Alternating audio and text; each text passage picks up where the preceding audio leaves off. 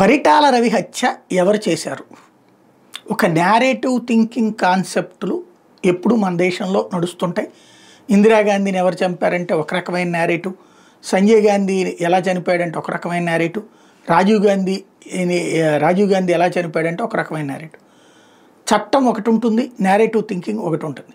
ఇందిరాగాంధీ అని చంపించింది సోనియా గాంధీ అని, సోనియా గాంధీ ఆధ్వర్యం ద్వారానే రాజీవ్ గాంధీని చంపించారు. ఇట్లాంటి ఒక ప్రచారాన్ని వాళ్ళ శత్రువులు తెర మీదకి తీసుకొచ్చారు. వాస్తవంగా అది నిజమైతే కనుక ఇప్పటిదాకా చూస్తూ ఊరుకునేటువంటి పరిస్థితి ఉంటుందా తర్వాత వచ్చిన ప్రభుత్వాలు? కాబట్టి అది వాస్తవానికి సుదూరంగా ఉంటుంది.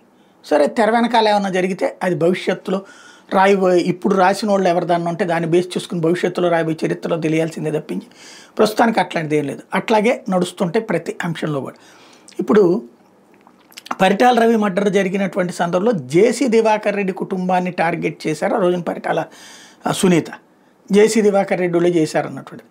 అయితే అప్పట్లో అరెస్ట్ అయింది తోపుదుర్తి సోదరులు అన్నమాట వాస్తవం. ఇప్పుడు తాజాగా అక్కడ లింగమయ్య అనేటటువంటి ఒక వైఎస్ఆర్ కాంగ్రెస్ పార్టీకి సంబంధించినటువంటి కార్యకర్త మరణం, అతన్ని ఇంటి మీద దాడి చేసి తెలుగుదేశం పార్టీకి సంబంధించిన వాళ్ళు కొట్టి చంపడం, అందులో పరిటాల కుటుంబానికి బంధువులైనటువంటి వాళ్ళు నిందితులు కావడం, వాళ్ళని అరెస్ట్ చేయడం, ఈ నేపథ్యంలో తోపుదుర్తి వీళ్ళేమో ఆరోపణ చేయడం, దాంతోపాటుగా జగన్ ఆ కుటుంబాన్ని పరామర్శించబోతున్నారనగానే జగన్ని గురించి తీవ్రంగా ఆరోపిస్తూ వచ్చింది. జగనే మర్డర్ చేయించారు పరిటాల రవిని, తోపుదుర్తి వాళ్ళకి తెలియదా, వాళ్ళు చేయలేదా అన్నటువంటి కాన్సెప్ట్ని.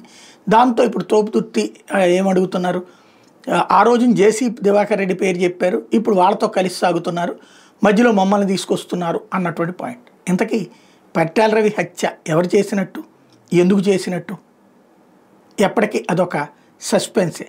ఎవరి కాన్సెప్ట్లో వాళ్ళు మాట్లాడుకునేది నడుస్తూనే ఉంటుంది.